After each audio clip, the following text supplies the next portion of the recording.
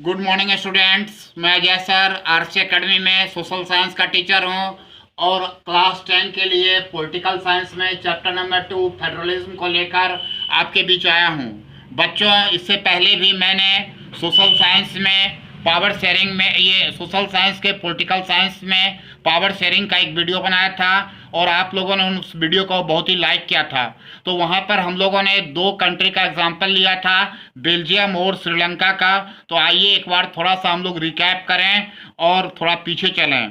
तो बेल्जियम के संविधान में जो प्रमुख बदलाव किए गए थे उसमें केंद्रीय सरकार के शक्तियों में कमी करना भी एक था और ये अधिकार जो है प्रांतीय सरकारों को दिए गए थे। बेल्जियम में इससे पहले भी प्रांतीय सरकार थे, उनके अपने अधिकार थे, उनकी अपनी भूमिका थी, पर ये अधिकार उनको केंद्रीय सरकार द्वारा दिए गए थे और केंद्रीय सरकार उन्हें कभी भी वापस भी ले सकती थी। सन 1993 में बेल्जियम के संविधान में कुछ बदलाव हुआ और प्रांतीय सरकार को अधिकार दिए गए। अब केंद्रीय सरकार जो है प्रांतीय सरकार के अधिकारों को वापस जो है नहीं ले सकती थी। तो इस प्रकार जो है बेल्जियम ने जो है एकात्मक शासन व्यवस्था के स्थान पर संघीय शासन व्यवस्था फेडरलिज्म को अपना लिया था। बच्चों, दुनिया में जो फेडरलिज्म के प्रमुख कंट्री हैं उसमें कनाडा है, संयुक्त राज्य अमेरिका है, यूनाइटेड स्टेट्स ऑफ अमेरिका है, इसके बाद ब्राज़ील है, अर्जेंटीना है, रसिया है, ऑस्ट्रेलिया है, इंडिया है, साउथ अफ्रीका है, स्पेन है और बेल्जियम है। इसके अलावा भी अन्य कंट्री हैं। तो इस प्रकार जो है सो बेल्जियम ने जो है एकात्मक शासन व्यवस्था के स्थान पे संघीय शासन व्यवस्था फेडरलिज्म को जो है अपना लिया था। श्रीलंका में व्यावहारिक रूप से अभी भी एकात्मिक सरकार है और यहाँ पर जो है केंद्र सरकार के अधीन ही राज्य सरकार है और राज्य सरकार को यहाँ पर ज़्यादा लिबर्टी जो है नहीं है। जबकि श्रीलंका के नेता लोग जो है चाहते थे कि श्रीलंका में सच्चे अर्थों में संघीय शासन व्यवस्था जो है लागू हो। संघीय शासन व्यवस्था फेडरलिज्म में जो सर्वोच्च सत्ता होता है उसमें केंद्रीय प्राधिकार उसकी विभिन्न आनुषंगिक इकाइयों के बीच जो है बढ़ जाती है। आमतौर पर संघीय शासन व्यवस्था में दो स्तर पर टू लेवल पर सरकारें होती हैं। एक केंद्रीय स्तर पर होती हैं जिनको सेंट्रल लेवल कहते हैं, दूसरा स्टेट लेवल पर होती है जिसको राज्य सरकार कहते हैं। जो सेंट्रल लेवल पे जो सरकारें होती हैं वो पूरे देश के लिए कानून बनाती हैं और राष्ट्रीय महत्व के विषय पर वो कानून बनाती हैं। जो राज्य स्तर की सरकारें होती हैं वो राज्य के लिए जो है कानून बनाती है और इस प्रकार दोनों सरकारें जो है स्वतंत्र होकर काम जो है करती है और राज्य सरकार दिन प्रतिदिन के कामकाज को निपटाने की व्यवस्था जो है खुद करती है। इस प्रकार संघीय शासन व्यवस्था जो है एकात्मक शासन व्यवस्था से ठीक उल्टा है। एकात्मक व्यवस्था में शासन का एक ही स्तर होता है और जो है और बाकी इकाइयां जो हैं उसके अधीन होकर काम करती है। केंद्रीय सरकार प्रांतीय या स्थानीय सरकारों को आदेश दे सकती है, परंतु संघीय व्यवस्था में केंद्रीय सरकार प्रांतों को कुछ खास आदेश नहीं दे सकती हैं। प्रांतों की अपनी शक्तियां होती हैं और ये अपने अनुसार से कानून बनाती हैं। संघीय व्यवस्था के कुछ प्रमुख जो हैं विशेषताएं इस प्रकार हैं। जो सबसे पहली व्यवस्था है, यहाँ सरकार दो या दो से अधिक स्तरों वाली होती है।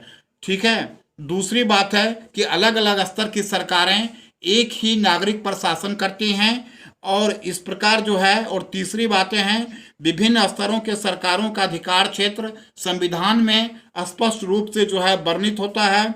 चौथी बात है कि संविधान के जो मौलिक प्रावधान हैं उनको किसी एक स्तर की सरकार जो है अकेले नहीं बदल सकती है और अदालतों को संविधान और सरकार के अधिकारों की व्याख्या करने का अधिकार है।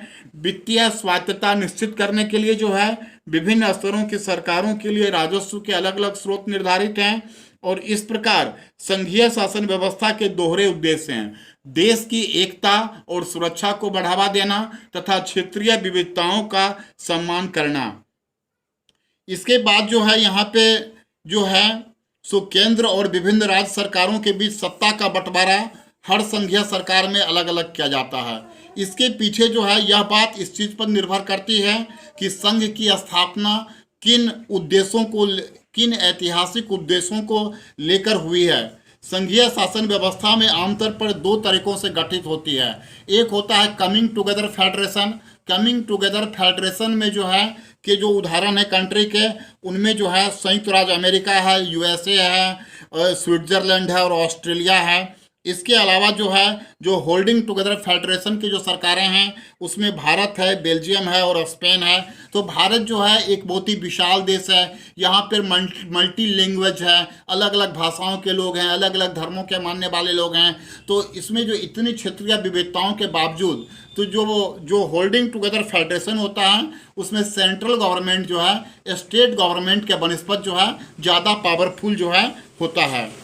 इसके बाद है कि भारत में संघीय व्यवस्था का क्या स्वरूप है। तो बेल्जियम और श्रीलंका दो छोटे से कंट्री थे, छोटे से देश थे, लेकिन वहाँ की जो क्षेत्रीय विविधताएं थी, धार्मिक जो मानने वाले लोग थे, उनकी जो भाषाएं थी, उनमें बहुत सारा अंतर था। तो भारत तो बहुत विशाल देश है, दुनिया का 7वां सबसे बड़ा क्षेत्रफल में देश है। यहाँ की कुल क्षेत्रफल जो है 32,87,263 स्क्वायर किलोमीटर है। यहाँ पर 1652 भाषाएं बोली जाती हैं। यहाँ पर जो है 28 स्टेट्स और 8 यूनियन टेरिटरीज हैं। तो इतने अधिक स्तर पर जब विविधताएं हैं तो यहाँ के लिए भी जो है सो 3 स्तर की सरकारों को यहाँ पर जो है बनाया गया है। तो इसमें है एक जो है केंद्रीय स्तर की सरकारें हैं, एक राज्य स्तरीय सरकारें हैं और तीसरा लोकल सेल्फ गवर्नमेंट है। तो कहते हैं कि भारत का विभाजन जो है पाकिस्तान के साथ बहुत ही रक्त रंजित खूनी संघर्ष के बाद हुआ था। विभाजन में जो है लगभग 10 लाख लोग मारे गए थे और इस प्रकार जो है भारत को यूनियन ऑफ स्टेट, राज्यों का संघ घोषित किया गया था। तो हमारे यहाँ के संविधान में जो है 3 स्तर की सरकार की व्यवस्था है। केंद्रीय स्तर पर सेंट्रल गवर्नमेंट है, राज्य स्तर पर स्टेट गवर्नमेंट है और स्थानीय स्तर पर पंचायतें और नगर पालिकाएँ हैं, लोकल सेल्फ गवर्नमेंट हैं। संघ सूची किसको कहते हैं? संघ सूची यूनियन लिस्ट। यूनियन लिस्ट में जो है आपका प्रतिरक्षा, डिफेंस आता है, विदेशी मामले, फॉरेन अफेयर्स आते हैं, बैंकिंग आता है, टेलीकम्युनिकेशन और पोस्ट ऑफिस आता है, करेंसी आता है। इन विषयों पर जो है कानून बनाने का अधिकार जो है सो संघ सरकार, केंद्रीय सरकार को है, संघीय सरकार को है, जो कि यूनियन लिस्ट में वर्णित विषयों पर कानून बनाते हैं। इसके अलावा राज्य सूची में जो है स्टेट लिस्ट में जो है पुलिस है, व्यापार है, वाणिज्य है, कृषि और सिंचाई है और स्थानीय महत्व के विषय हैं। इसके स्तर पर कानून बनाने का अधिकार राज्य सरकार का है। तीसरा है समवर्ती सूची, कनकरेंट लिस्ट, जो ऑस्ट्रेलिया के संविधान से लिया गया है। कॉन्करेंट लिस्ट में जो है आपका एजुकेशन है, फॉरेस्ट है, ट्रेड यूनियन है, मैरिज है, गोद लेना है और उत्तराधिकार है, इनहेरिटेंस है। तो इस प्रकार जो है इन विषयों पे जो है केंद्र और राज्य सरकार दोनों कानून बनाती है और अगर दोनों के कानून में टकराव होता है तो केंद्र सरकार का बनाया गया कानून लागू होता है। तो यहाँ तो हम लोगों ने 3 लिस्ट के बारे में पढ़ लिया, यूनियन लिस्ट पढ़ लिया, स्टेट लिस्ट पढ़ लिया, कंकरेंट लिस्ट पढ़ लिया। लेकिन कुछ वैसे भी सब्जेक्ट हैं जो ना तो यूनियन लिस्ट में आते हैं, ना स्टेट लिस्ट में आते हैं, ना कंकरेंट लिस्ट में आते हैं, जैसे कंप्यूटर सॉफ्टवेयर का है, साइबर सुरक्षा का है। तो ये ऐसे विषय जो किसी भी लिस्ट में वर्णित नहीं है वो रिजिडुअल सब्जेक्ट्स में आते हैं, केंद्र सरकार के अधीन जो है चले आते हैं। भारतीय संघ के कई इकाइयों को जो है बहुत ही कम अधिकार हैं। ये वैसे छोटे इलाके हैं जो आकार के चलते जो है स्वतंत्र प्रांत नहीं बन सकते हैं और मौजूदा प्रांत में इनको जो है विलीन करना भी मुश्किल है। तो इसमें चंडीगढ़ है, लक्षद्वीप है, दिल्ली है। तो इनका प्रशासन जो है केंद्रीय सरकार करती है और ये केंद्र शासित प्रदेश हैं, ठीक है। और जो हमारे देश का जो फेडरल स्ट्रक्चर है उसमें कुछ कानून ऐसे हैं जिसको कि संघीय सरकार जो है अकेले नहीं बदल सकती है। इसके लिए जो है लोकसभा और राज्यसभा में 2/3 बहुमत से प्रस्ताव पारित होना चाहिए। इसके बाद जो है भारत में आधे से अधिक राज्य, कम से कम 15 राज्यों के द्वारा जो है उस कानून को पारित किया जाना चाहिए, तब वो कानून जो है लागू हो सकते हैं। तो हमारे देश में जो है स्वतंत्र और निष्पक्ष न्यायपालिका है। अगर संविधान की व्याख्या करने में या राज्य सरकारों में या केंद्रीय सरकारों के अधिकार में या विवाद में किसी प्रकार का डिस्प्यूट होता है तो सुप्रीम कोर्ट और हाई कोर्ट जो है उसकी सुनवाई करती है। अगर 2 स्टेट के बीच डिस्प्यूट होता है तो उसको सुप्रीम कोर्ट सुनती है। अगर सेंट्रल स्टेट और किसी स्टेट के अगर सेंट्रल गवर्नमेंट गवर्नमेंट और किसी स्टेट के बीच विवाद होता है तो उसको जो है सुप्रीम कोर्ट सुनवाई करती है।